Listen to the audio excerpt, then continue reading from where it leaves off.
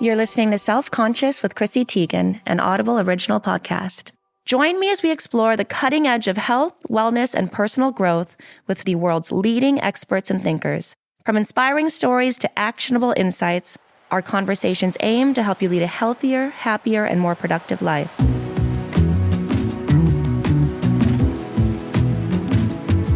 Every parent I know wants the same thing: to raise kids who feel loved, safe, and free to be themselves. But most of us are still using the tools we were raised with. Tools that simply weren't built for the world our kids are growing up in today. That's why my next guest, Dr. Shefali, matters so much right now. She's the creator of Conscious Parenting, Oprah's favorite parenting expert, and a world-renowned clinical psychologist who blends Eastern philosophy with Western psychology to help parents raise their kids without losing themselves. Dr. Shefali's new Audible original, From Chaos to Connection, breaks down the 7 hidden traps almost every parent falls into, the old patterns we inherit and repeat, and shows us how to move from control to connection, from fear to curiosity, from reacting to truly seeing our children. Today, we're talking about how to build the kind of relationship that helps our kids feel safe, strong, and grounded in who they are. But most of all, this conversation is about understanding yourself so you can finally understand your child. Dr. Shefali, welcome to Self-Conscious.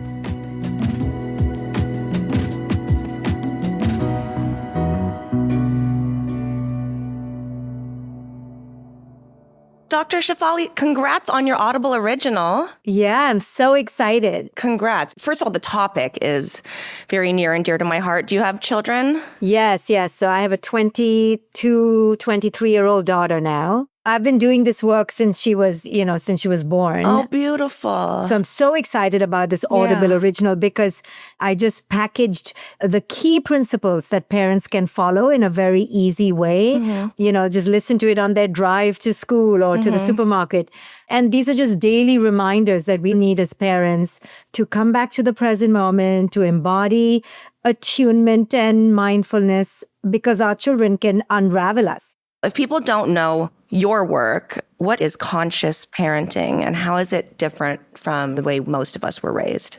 Yeah, so I founded this movement that I call Conscious Parenting. And my first book, The Conscious Parent, came out in 2010, 15 years ago, when nobody was talking about mindfulness, consciousness, or the parent looking at themselves. So I was one of the first ones who made this tremendously provocative paradigm shift. For the first time, I was telling parents, you don't have to raise your children, you have to first raise yourself. So that is the fundamental paradigm shift, turning the traditional parenting paradigm on its head. And I remember, Oprah has been a big ambassador of my work, and I've been on her podcast, her shows many times, and she used to tell me, man, these parents are so defensive, right? Because they were so triggered to look at themselves in the mirror. In 15 years, and in the last 5 years, I agree with you, there's been such a change, but it's taken a lot of effort and it's taken a lot of chipping away. Why? Because the traditional parenting paradigm that you and I were raised in, the parent had the ultimate superiority, had the ultimate power. They were never questioned. Dare anybody tell a parent, maybe you need to look at yourself, or you're losing your shit. Are you sure this is not about you? The parent had every right to go off on the person. Like, don't you tell me this is my kid. So there was this ownership. There was this control. There was a lot of heavy tyranny. And children were supposed to be seen, not heard, and follow tradition. Well, now, because of all the self-help work we've been doing, we realize that if our children are not allowed to have a voice, and if they don't follow their authentic signature, they will be in therapy when they're older, just like we are. So we're trying to undo the damage. We're trying to disrupt the patterns. But I have a whole philosophy. I have a method. My last book is called The Parenting Map, where I have a 20-step map that clearly takes people down. Well, what do you do? What do you do next? And it's not easy, and parenting is not a script, and we wish we had a map. But I've tried to create as clear a pathway to help parents become the most conscious. Because here's the most amazing thing, Chrissy, is that When we realize how powerful the journey of parenting is to make us more conscious, you see, because no other person in your life will take you back to your childhood the way your children will. So you're going to relive your first C grade, your first heartbreak, your first pimple, all the things inside you that are still not free, that are still caught up. If your child is overweight, if your child is obese, if your child has a disease, all the parts in you that are not healed around those areas are going to get triggered. I look at it as an opportunity, as a mirror, as a portal to your awakening. Isn't that amazing? What other relationship does that? I love that so much because so many of us think we are so far gone. But why do you say the biggest obstacle to conscious parenting isn't our children? It's our own unhealed patterns. We don't realize that every relationship is a projection. We are very rarely in the right reality, always in our projected reality of things. So basically, we are in our movie. So we write the script. Oh, this is how our children's childhood is going to be. We're going to be in this neighborhood, this school. And we cast them in our role, in what we've given them. And we write the script. And we are in the director's chair. And we think that's good parenting. What I've been teaching is that those kinds of ideas are simply a repetition. You are on autopilot. You are just repeating your past patterns when you act like that. When you act like your children are your possessions, they're here to do as you wish.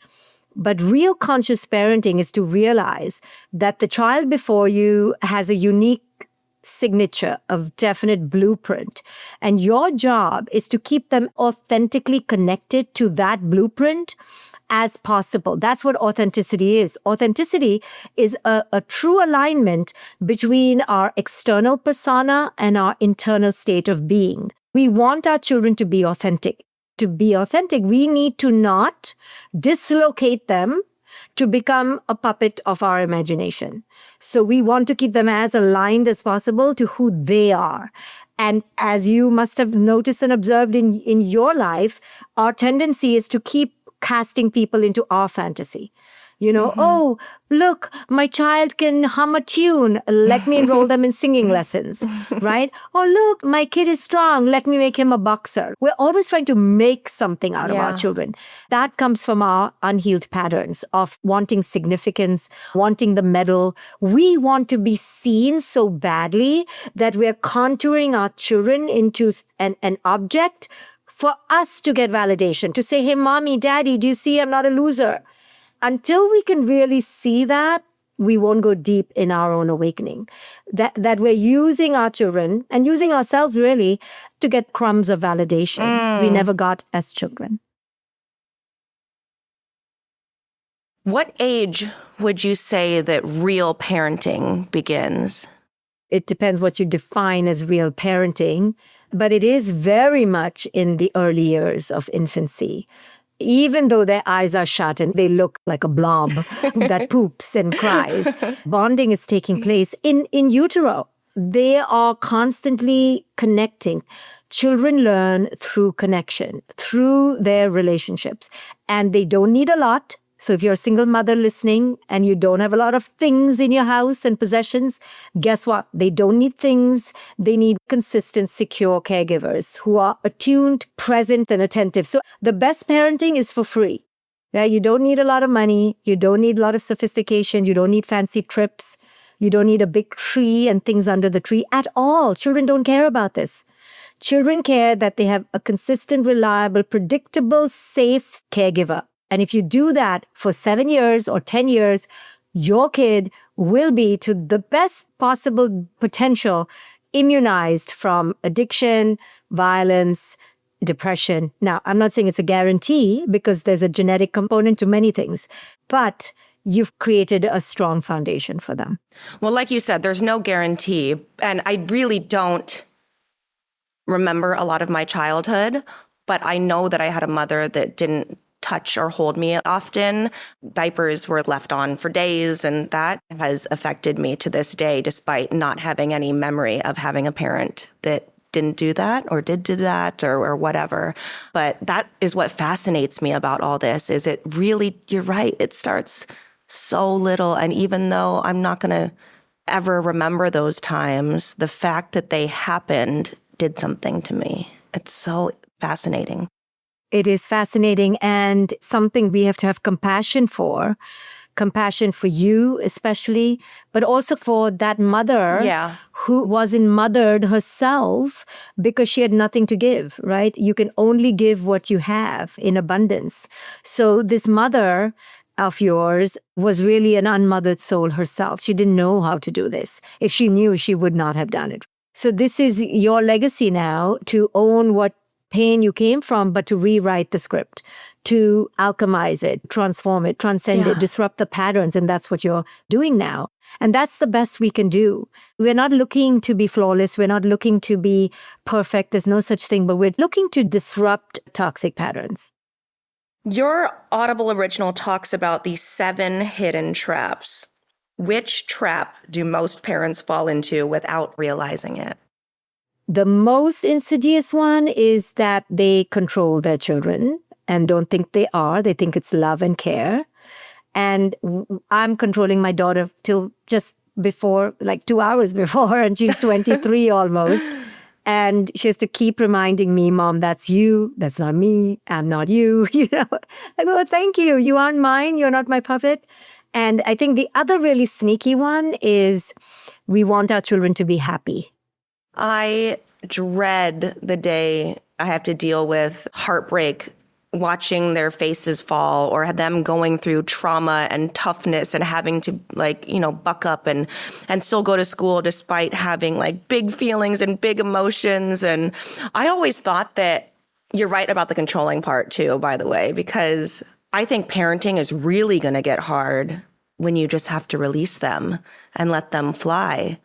I'm terrified of that. I wouldn't consider myself a controlling parent now, except I look at all the activities that I make them do and how regimented their schedule is. And I'm like, okay, maybe I am a little bit controlling.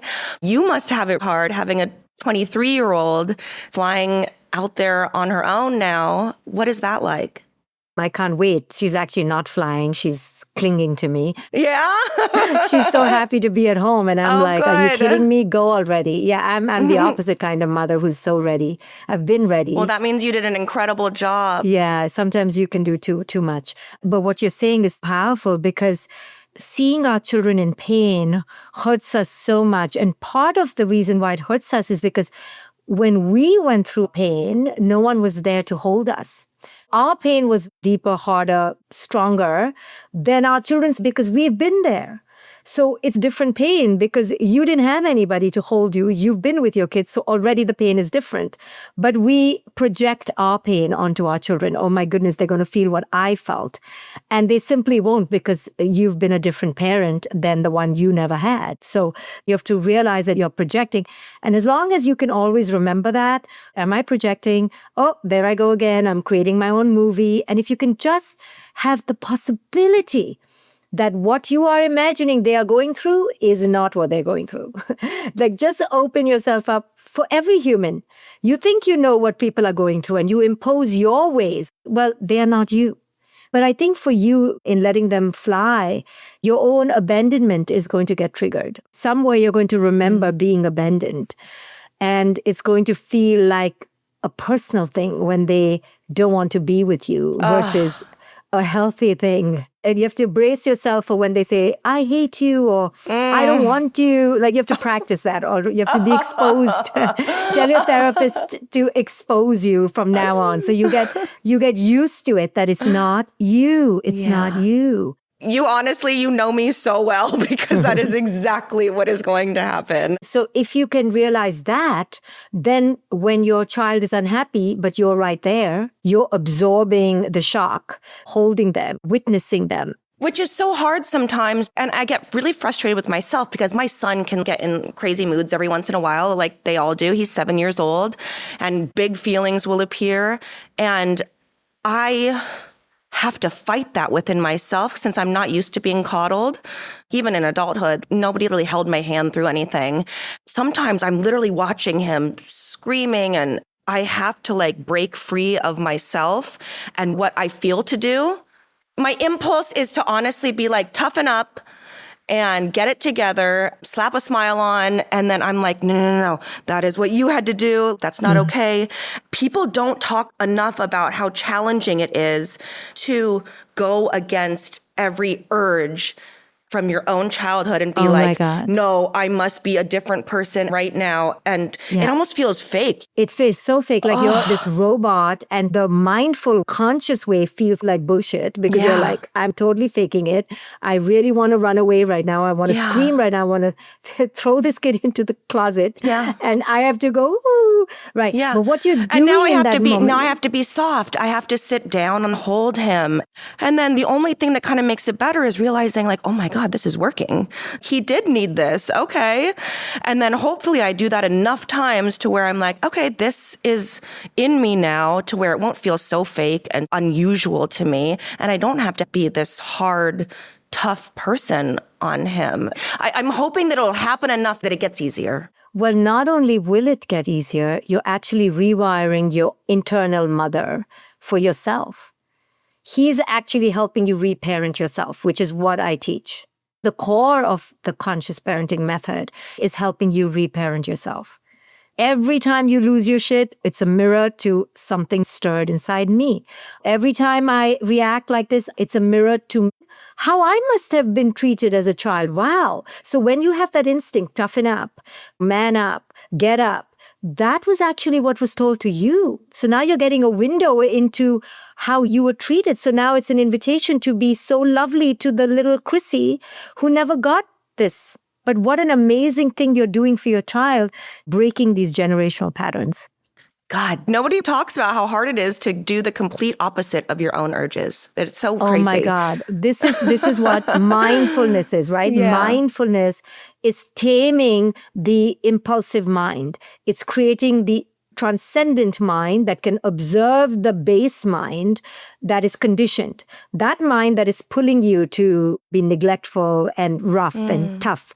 That mind is your conditioned mind. And most of us live 24/7, 365, decade after decade in the conditioned mind.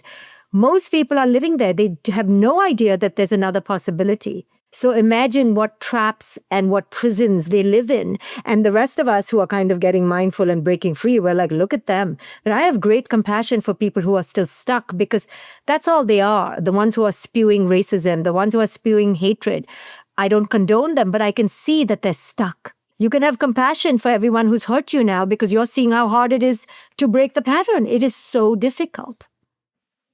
What is one example of a moment when a parent thinks that they're correcting a child, but they're actually reacting to their own history? Oh, I just was with a couple just the other day whose child was applying to school, a 17-year-old boy, and they were just livid. And I was like, what's going on? And they're like, you won't believe it. You won't believe it. He doesn't want to go to med school anymore. And, I've seen it all, heard it all. And I'm like, okay, talk to me. And they're like, you don't understand. Dr. Shefali is ruining his career. He wanted to do communications. Okay, you would think that this guy is going to become a drug dealer. They were like acting like it was doom and gloom, right? Yeah. They told me what they did. They said, we talked to him. We were begging him. I was crying, the mother said. Now, see, in their eyes, they are optimizing their son's potential. In their eyes, they're celebrating his intelligence. It's a blasphemy that he do nothing short of become a Nobel laureate, right? And win an academic prize as the best surgeon. That in their eyes, they are being loving. They cannot imagine that they're being oppressive. They can't imagine that. And the son is so upset. The son is thinking he is a failure for choosing communications. And he's thinking now he's forever going to be lesser than, when he's actually full-on, legit, strong, hardworking boy. But he's not being seen. He's going hoarse trying to tell the parents, but the parents are on their own trip. But in their eyes, they're loving. The other day, a woman came to me, mother of a 13-year-old who wanted to shave her hair off and have a buzz cut. And the mother was like, are you kidding me? Look at her hair. She's beautiful. She has these long curls, as if it was her hair. And she thinks, again, I'm protecting her. Her friends are going to make fun of her. Grandparents are going to be angry. I'm protecting her. But these things, which are not life and death, as you can see, they're pure ego. They have nothing to do with anything. we project our opinion, our medical diagnosis, our predictions of the future, and all of it is baseless and we don't see it. We think we're loving and we lose sleep over it and we're exhausted. This is a big fear of mine. What do you do when you know that they are making a mistake? Do you just have to let them make it? Okay, so there's two kinds of things.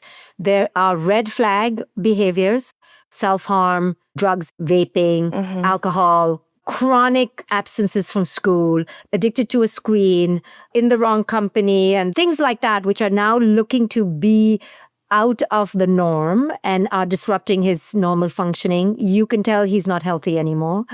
That's when you absolutely, unequivocally, with compassion and steadiness, you intervene. And I've done that for families because they've not been able to be the bad guy.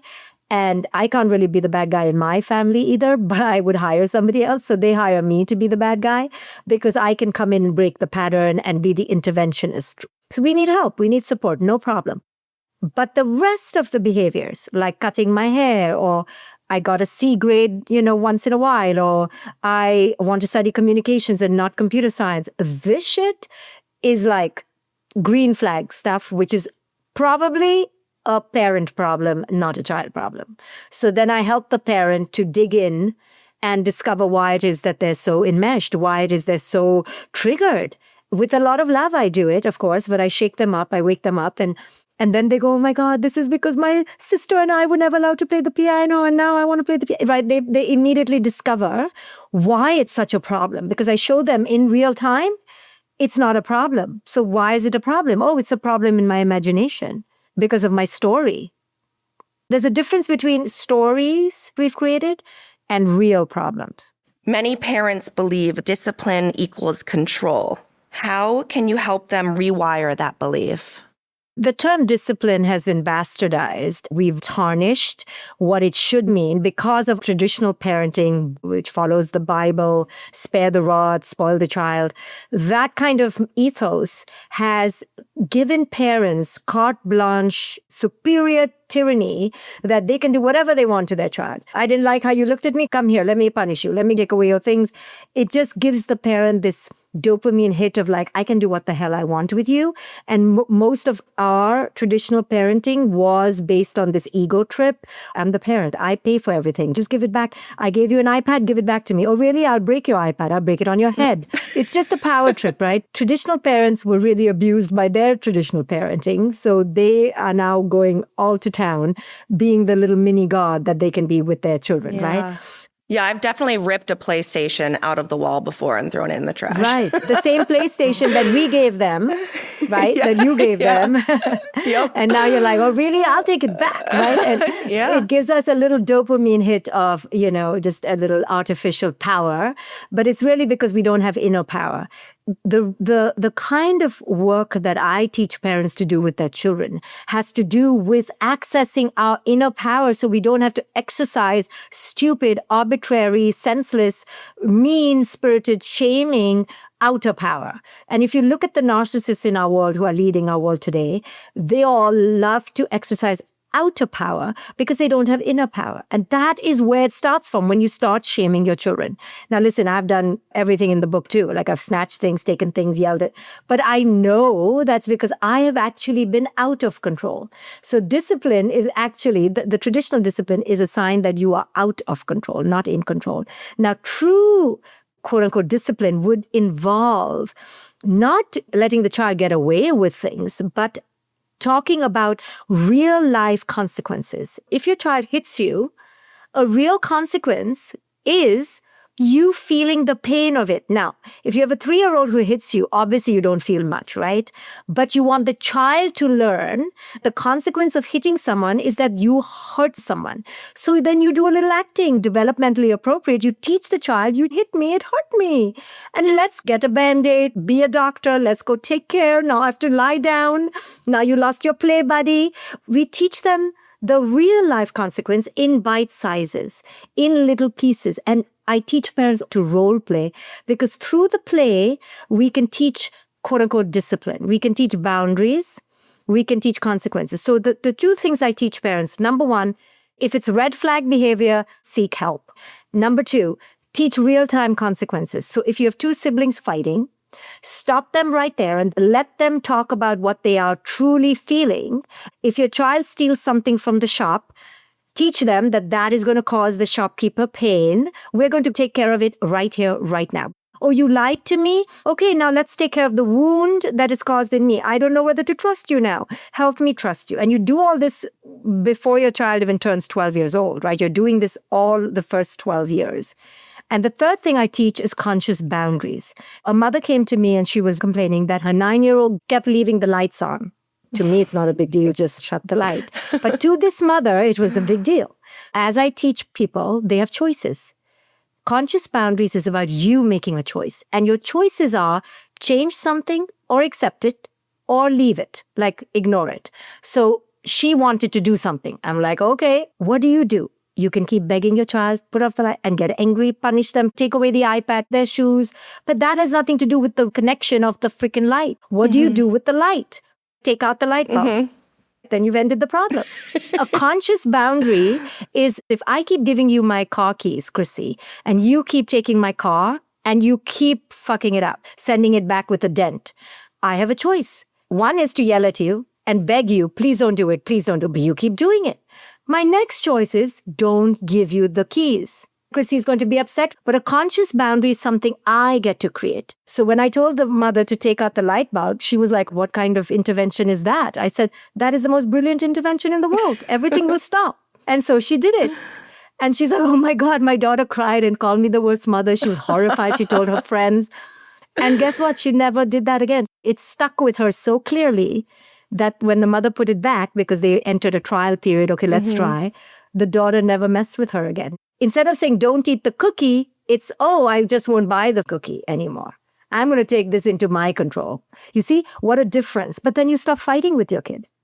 As you were talking, all I could think about was how my dad would take the hinges off our doors if we were bringing too many friends into our rooms at some point, or God forbid, a fucking boy or something. He definitely did that with my sister. But while you were talking, I realized that I have a real problem. We already talked about my instinct and urge for discipline, which is like take something away.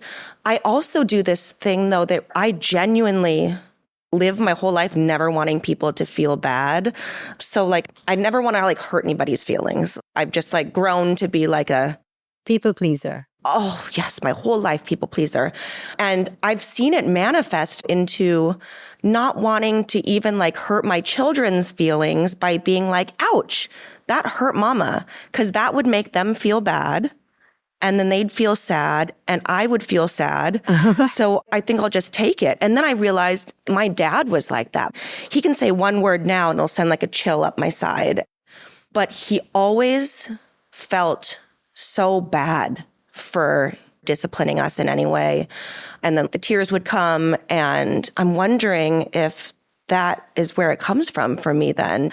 I saw so much of that I don't want Miles to feel like he hurt mom and then feel bad for the rest of the day. Yeah, but here's so much to unpack. Number one, I'm very glad you pointed out what your dad did, because what I'm talking about in taking out the light bulb is not impulsive. It's not irrational. It is genuinely explaining to the child, you know, this light bulb is burning out and no one is using it. When light bulbs are burning out and no one uses it, we've got to respect the light bulb because I pay this bill. So we're teaching respect. We're teaching that we are in connection with the light bulb. We are in connection with electricity. We're in connection with power. We're in connection with water. You cannot leave the tap on. We have to respect the earth. We're actually teaching a beautiful lesson, not just going in there and taking out the light bulb. We're doing it through compassion, that if you can't honor this beautiful thing, I have to resist giving it to you for now until you can grow into it. In the same with the PlayStation. I have overestimated your brain and I'm so sorry to your brain because now I've given it this cocaine and I need to take it away, right? And the second thing about you feeling bad that they're feeling bad is because, again, when you felt bad because there was nobody there to help you. And in a way now, you have an extremely unrealistic idea of your own ability to handle pain. You are the person who takes everybody's pain now, to the point of too much, to the point of your self-betrayal, self-denial. You've done that. You have now taken on everybody's pain. You're out of touch with what was real, what was really yours, and what should never have been yours. Now you're going to create that same unrealism with your child where he will feel like, oh, I can keep hitting people and there is no consequence. It doesn't have to be a punishment. It needs to be an explanation, a real empathy. You're developing empathy that you can't just hit me and you don't have to make them feel bad. You can show them that they took care of you. And wow, you're such a good doctor. You took care of me. Thank you. You made mommy feel so good again. There's a lot of power there because the truth is they're not allowed to hit anybody. So you cannot create this unrealistic bubble that their kicks don't matter or their kicks are so special. Yeah. But you have taken on too much. And you have been crushed under the weight. And that's what you don't want your children to feel. But they will not feel that. But in your effort to not even make them feel a little bit, you're actually throwing the baby out with the bathwater. You're very right. My therapist had me reframe it in the way that I even speak to my own best friends. Like, I don't like confrontation. Again, I don't want to make them feel bad for anything. And he had to have me reframe it as, don't you respect them though? Don't you think that they are strong enough to have this conversation? Don't you love them because they're strong, multifaceted, and emotional? And yes, it's going to be a hard conversation, but it's giving them a form of respect that you know that they're strong enough to have a conversation like this. And so maybe I'll try it with my littles as well. Yeah, it's because you don't feel strong enough to have the conversation. Absolutely. Oh, because you don't want the backlash, because you don't want them to look at you and say, wow, you're being a real bitch. That would just kill you. Kill. That's what you don't want. Your little Chrissy is terrified of being called a bad person because that's where your shame is. That's the unhealed part of you. And until that is looked at and you grow up in that, you will be protecting everybody else's little children inside them. What has changed the most about the emotional landscape that our kids right now are growing up in? I'm writing 2 books on the current landscape, one for girls, one for boys, because things have changed so much. If conscious parenting was vital 15 years ago when I wrote it, it is now tenfold. We are on such a hurtling, slippery slope into the abyss of disconnection as a global society that the ingredients for what makes a healthy childhood are disappearing in front of our eyes. Children need to play. Children need to be spontaneous. They need to be wild. They need to be unfettered. They need to be in their bodies connected. They need to be in real time. They need to be touching, eye contact, here and now, physical, with the tribe, with the family. And we're going further and further and further away into our silos, into isolation. Reality isn't reality anymore. Now it's my reality. And what's your reality? Reality is reality. And we all have a distorted version of reality. And we call it the truth. And it is imperative for parents to resist the matrix and understand the toxic elements coming at your children. And it is no time for parents to pussyfoot around and no time for parents to take their time. It's an urgent clarion call. I know I'm so worked up about it because I'm literally writing the books right now. But it is so desperately needed because all the statistics show our boys are literally in the gutter. Our girls are holding on. They're doing better than ever in external statistics. They're getting more jobs, taking over the boys, but drowning in anxiety, perfectionism, and self-harm. The boys are drowning in loss of purpose, loss of direction. The poor boys, they're like, oh, how do I be masculine? I don't know. Should I be soft or should I be strong? One side is telling me I need to be soft. The ultra-right is telling me, oh my God, you're such a wimp and a pussy. You need to be different. And I'm getting throttled in between. And the parents are toggling. We don't know. We're like, be soft, be hard, be this, be that. And we don't know what masculinity is anymore. And in my books, I'm going to be really describing it so clearly that parents would just need to follow what I write. But it is a crisis. And we need to rise to the challenge because we've let our children walk into the trap. I love that you've separated them by sons and daughters. Sons and daughters. I love that you've separated them because it really, I don't talk very much on it at all, but, I look at social media and I go through and women that I love and look up to have become really comfortable hating men and thinking that men are useless. And it's kind of just like the running joke. It reminds me of like the wine mom joke. Like you just get so used to hearing something that it plants a seed in your head and you think it's okay. And I can't tell you how much of my Instagram is devoted to being like, we don't need men, fuck men. They're the downfall of the universe, the end of society. They're all that's wrong with the world.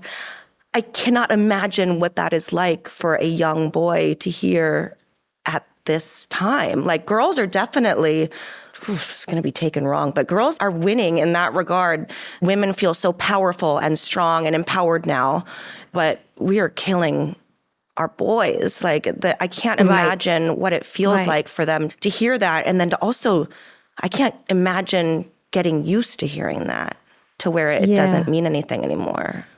Women have been prey and victimized, that, it's very easy for us to forget that we are now perhaps in our own way kind of becoming the perpetrators, not in the way men ever are. See, that's the thing. We have been, messed with. We have been abused. We have been victimized. To this day, women are. Right now, as you and I are talking, there is a woman being domestically abused right now by her father, by her brother. It is a fact. However, it is also a fact that we need to step back as a society and ask, what are we failing our boys by? Because we are failing our boys. Those men who become the perpetrators that we claim to rail against were once boys. And we need to reclaim the boyhood that they have obviously not been living in beauty. They are suffering. Our boys are suffering. Our men are suffering. This doesn't mean that there are not toxic men and women haven't been victimized, but we must pay attention to the boys. So that's why I actually started writing only the boys' book, but of course, I had to write one for girls. So I'm so excited by them. They're called Raising Conscious Sons, Raising Conscious Daughters, and they will be out in September. But it's so important, and it was vital for me to separate it, because although there are many common elements of being human, our boys metabolize pain and culture very differently than the girls metabolize pain and culture. Now, both can have eating disorders, yes, but the degree to which a girl is going to have an eating disorder is going to be very different than a boy is going to have an eating disorder, right? It's just very different. Puberty shows up differently, even though they are intense in both. So I wrote it separately, but the ideal situation is that the parents read them together as complements of each other. What does healthy repair look like after a parent loses it? My losing it obviously is very different from other people's losing it. For me, losing it was turning around and being like, shut the fuck up. And oh my God, I thought about that moment all day. I said, Mommy lost it and Mommy is so sorry. I feel so bad about it. Whereas another moment of losing it can be ripping a PlayStation out of the wall and being physical and having to feel like I have to break something. When that happened, I was like, oh my God, this is so ingrained in me that I can feel it in my nerves and in my bones. And to fight it made me feel sick with myself. I felt like a shit parent for even having the urge. What would you say to a parent that needs to repair something with their children?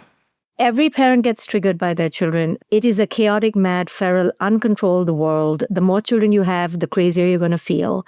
And parents need to stop expecting themselves to not get triggered. You are going to get triggered. The fact that you don't go nuts or break things, I'm sorry, I feel like a saint when I don't raise my voice for a week. I give myself the sainthood prize. But here's the thing. What do you do when it happens? So first, you're not shocked when it happens. B, you are compassionate with yourself, because the more compassionate you are with yourself, the more accountable you will be, and the more you will actually make a change. We have to be honest, compassionate, have a sense of humor. Let our children know that we are defective in many areas. Now my daughter knows, and she and I make a joke of it because I know what my issues are. Like I have this tick about what food she eats. I cannot stop it. I'm mean about it. I can be shameful about it. And I'm not ashamed to say that I don't yet have control over that part in me that wants to control her food. So the minute we can put it out there, you see, now both you and the child can see this little monster, and the child doesn't internalize it. So the more you tell your child, I'm sorry, mom is really like, and you tell your child, have you seen grandma? I came from grandma. What do you expect? I'm working on me. I promise I'm working. I'm sorry. You are absolutely right. There is no question that I should never have done that. I should take myself to therapy and I'm going to work on it. So you tell them, You know it, you see it, you name it, you claim it, you're going to work on it, what you're going to do, and that you need forgiveness and it's going to take time. And this is what they can do next time you do it. So I've told my daughter, next time I do it, please walk out of the room. Walk out of the room because I deserve to be alone with my sickness. You don't need to be there. Your sickness of telling her what to eat. Yes, because I'm like an OCD person. Like I cannot stop it. Wait, I just for my own curiosity, what is it that she's doing? Because you would hate me. Like if she orders like, I can't say, but if she orders like some fast food with like some onion rings, I'm like, onion rings? How can you have onion rings? And she's like, Mom, I should hide it because you can't handle onion rings. I'm like, I cannot handle onion rings. But it's annoying to live with somebody like me, and I own it. I go, my God, I must be so annoying. Oh, you know? I doubt so we can own it. And then telling our children that I reflected on what I did wrong teaches them that they don't have to be afraid when they hurt somebody. They can go up to them and say, I reflected what I did wrong. The world would be a different place. Wow. I don't think I've had better days of being a parent than any time I have acknowledged a mistake I made to them. They have never once ever made me feel bad. They've been like, we totally get it. And it is like a really beautiful bonding experience. What do you wish every parent understood about a child's nervous system and their need for emotional safety? Our children are exquisite, exquisitely designed, exquisitely connected. If you see a child between 0 to 5, oh my goodness, they are exquisitely on point. They cry when they're sad. They're angry when they're angry. They move on. I love it. They're in the moment. They're not staring at the mirror. They're not in their ego. They are not concerned about whether you're Chinese or Thai or black or white. They can be vicious and greedy, but they're human. In their instinct, in their body, they are fearless and connected. We take them out of that internal connection. The more you keep your child connected to their essence, whether that essence is to be, a slug on a couch or lightning rod on a field, whether it's to win medals or to cook soup or to take out weeds and raise the cattle, it doesn't matter. Our children deserve to live lives of alignment, and we take them out of alignment, and then they have disease. So their nervous systems are so exquisite. They absorb us constantly. This is not to put guilt or shame or pressure, but to use this as a wake-up call to regulate yourself. Every time I stay regulated, I thank my daughter for that moment she gave me so I could practice mindfulness. I say thank you. And I feel proud that I could weather the storm. And it doesn't mean she's suddenly an angel. The point is I'm not contaminating her nervous system based on my dysregulation. I'm not here to control or care about what she does as much as I'm here to not put on her what is not hers already. You sound like the most incredible parent ever. Yeah, I'm so not. So then how can we as parents help our children stay connected to their authentic selves? The first thing is we have to watch enlisting them in our movie. And we have to burn our movie down. You have to burn it. Yes. And you're already deciding, like you're trying to be benevolent. It's okay, I guess it's harmless. Like you don't have an opinion. Like it's not your place to have an opinion unless it's harmful to self or other.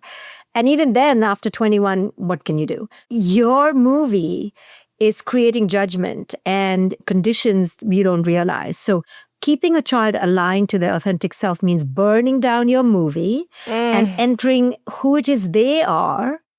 In my book, The Parenting Map, I talk about different essences of your children. And to attune to that, not the child you wish you had, could have had, your neighbor's child, your cousin's child, your child that you were when you were a child. No, it is the child you have before you. The more you keep attuning, okay, this is not the child of my fantasy. This is the child that is before me. You will do better in allowing them to stay connected.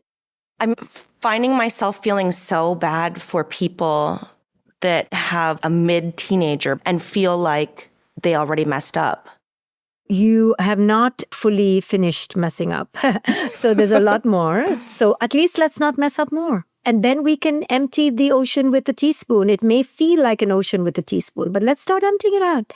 And don't underestimate the power of your child evolving through your redemption. So I think that's an excuse sometimes, like, oh, it's too late. No, no, no, no, no, no. There is so much good you can do right now. There's so much power you have. Your children need you right now. First, they need you to not do more harm, but they also need you to clean up your past harm. So there's a lot of things you can do to heal them, to help heal them.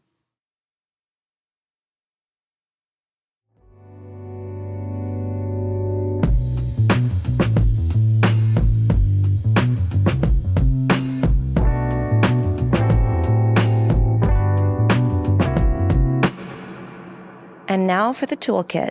Each episode, our guests distill their expertise into practical and actionable insights. Today, Dr. Shefali shares her 5 core practices for conscious parenting. Chrissy, I'm so excited because now I'm going to take you and the listeners through my 5 key practices that I cover in my amazing Audible original. So let me just run through them with you, okay? So the first one is release control. And this we've already talked about. Release your idea of the perfect movie. Stop trying to make a perfect child. Stop trying to be the perfect person with the perfect life. Instead of control, drop into connection. Connection before control. Number 2, you always have to look within and ask, what's coming up for me right now? What kind of pattern am I in? Am I just repeating an old childhood pattern? So bringing awareness to your triggers and to your patterns, not being afraid to look in the mirror. The third practice, the core practice, is to slow it down. Because in order to attune to our children, we cannot be on our phone. We cannot be distracted. We need to be with them, even if it's just 20 minutes a day, but really witnessing the essence. Who is it that is before me? Who is this child, not the child of my fantasy?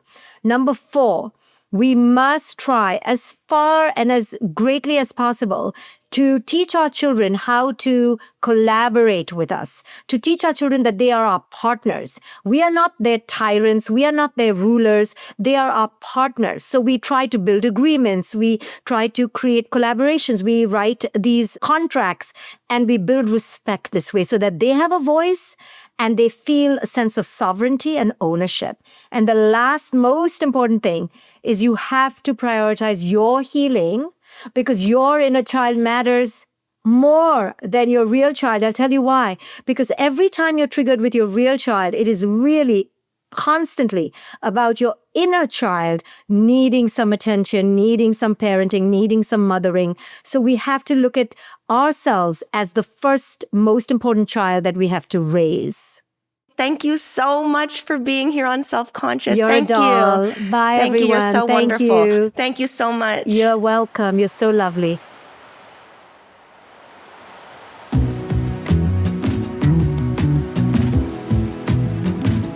Dr. Shefali, I want to thank you for joining me today on Self-Conscious. Dr. Shefali's From Chaos to Connection, 7 Modern Parenting Pitfalls and the Conscious Pathways Out is available only on Audible.